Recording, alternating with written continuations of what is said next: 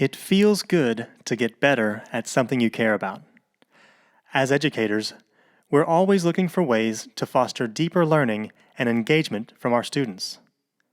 But how often have you walked away from a workshop or an article you've read with interesting ideas and good intentions to return to the classroom without ever realizing those ideas in a satisfying way?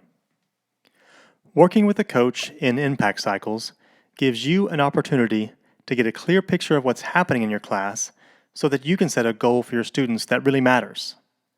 You'll discover and learn about strategies to experiment with, and then make adjustments until you see the change you want to see in your students. It's job-embedded professional learning that's tailored to you and your students' needs.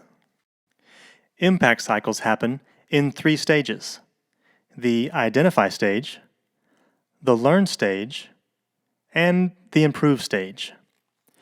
Let's take a quick look at each one. In the identify stage, your goal is to get an accurate picture of what's happening in your class so that you can understand which area of focus might be highest leverage. This can happen in several ways: looking at video of your class, student data in the form of interviews, surveys, or class work, or observational data. Video is by far the most powerful because it's your own assessment of what's happening with you and your students. Once you have an accurate picture of reality, you'll set a student-focused goal, a measurable change that you want to see in your students. Then, select a strategy or two that you think is worth trying. Your coach will be a valuable thinking partner in this, but you are the decision maker about the goal, the strategies to use, and how progress on the goal is measured. In the learn stage, your coach is there to support you in learning a strategy.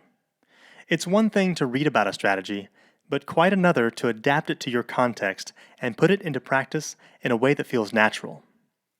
Before you try the strategy out with your students, you and the coach use checklists of the most important aspects of the strategy.